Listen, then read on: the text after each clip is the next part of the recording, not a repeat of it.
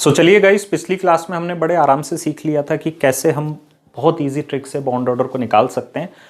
अब जो हम सीखने वाले हैं, हम कैसे पता करेंगे कौन सा मॉलिक्यूल डायामैग्नेटिक है या पैरामैग्नेटिक है। तो उसको भी एक बहुत सिंपल ट्रिक है, बहुत आसान ट्रिक है, हम उसकी मदद से ये चीज समझ लेते हैं। देखो, हर वो मॉलिक्यूल जिसका इलेक्ट्रॉन सम इवन मिल रहा है वो डायामैग्नेटिक कंसीडर करना है आपको, डायामैग्नेटिक, ठीक है। और हर वो मॉलिक्यूल जिसका इलेक्ट्रॉन सम ऑड मिल रहा है उसको आपको पैरामैग्नेटिक कंसीडर करना है। इलेक्ट्रॉन सम ऑड मिल रहा है तो उसको आप लोग क्या मानोगे? पैरामैग्नेटिक।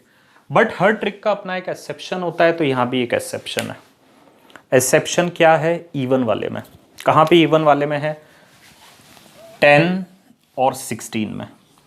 10 और 16 इवन नंबर है और हमारी ट्रिक के हिसाब से इन्हें डायामैग्नेटिक होना था, लेकिन यह एक्सेप्शन है। और एज एन एक्सेप्शनल केस ये बात आपको ध्यान रखना पड़ेगी कि 10 और 16 भले ही हमारी ट्रिक के हिसाब से डायामैग्नेटिक होने थे, लेकिन एज एन एक्सेप्शनल केस आप इसको पैरा मानोगे, तो ये भी पैरामैग्नेटिक हो जाएगा और ये भी पैरामैग्नेटिक हो जाएगा। तो क्या बात हमने देखी? जिनका इलेक्ट्रॉन सम इवन है वो डायामैग्नेटिक तो होंगे, बट एक्सेप्ट 10 एंड 16। जैसे O2 की मैं बात करूं, अभी देखा था हमने पिछली क्लास में कि O2 का टोटल इलेक्ट्रॉन सम जो है वो 16 आ रहा था और ट्रिक के हिसाब से उसको होना चाहिए था इवन, बट जैसा मैंने बताया 10 और 16 जो है वो एक्सेप्शनल केस हैं, इसलिए O2 जो आपका मॉलिक्यूल है वो हो जाएगा पैरामैग्नेटिक। O2 पैरामैग्नेटिक हो जाएगा। B2 का टोटल इलेक्ट्रॉन काउंट 10 होता है, अब जैसे मैंने बताया ये भी एक्सेप्शन केस है, तो B2 जो है वो भी पैरामैग्नेटिक हो जाएगा। तो आप ध्यान रख सकते हैं कि O2 और B2 being according to our trick की इनका जो इलेक्ट्रॉन सम है वो इवन आ रहा है, वो आपको पैरा मानने। बाकी जो रूल है वो ऐसे ही चलेगा जो आपके सामने है। जैसे अगर हम बात करें O2+, अब मैंने आपसे क्वेश्चन पूछा कि भाई बताओ मुझे O2+ जो है वो डाया है या पैरा है, तो O2+ का जो टोटल इलेक्ट्रॉन काउंट है वो 15 आता है और अकॉर्डिंग टू अवर ट्रिक 15 जो है वो ऑड है, और ऑड है तो O2+ क्या हो जाएगा? आपका पैरामैग्नेटिक हो जाएगा।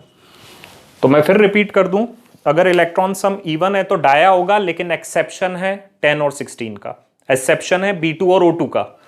और अगर आपका इलेक्ट्रॉन सम ऑड आ रहा है तो आंख बंद करके आप उसको पैरामैग्नेटिक कंसीडर कर सकते हो। तो ये चीज हमेशा याद रखनी है। एक और हम एग्जांपल लेते हैं, फॉर एग्जांपल O2-। O2 का टोटल इलेक्ट्रॉन सम 16 होता है और माइनस लगा हुआ है, तो आप लोगों को ये बात मालूम है कि टोटल इलेक्ट्रॉन सम जो है वो 17 हो जाएगा। 17 जो है वो ऑड हो गया, और ऑड में तो हमारे पास कोई भी एक्सेप्शन नहीं है, मतलब ये होगा पैरामैग्नेटिक।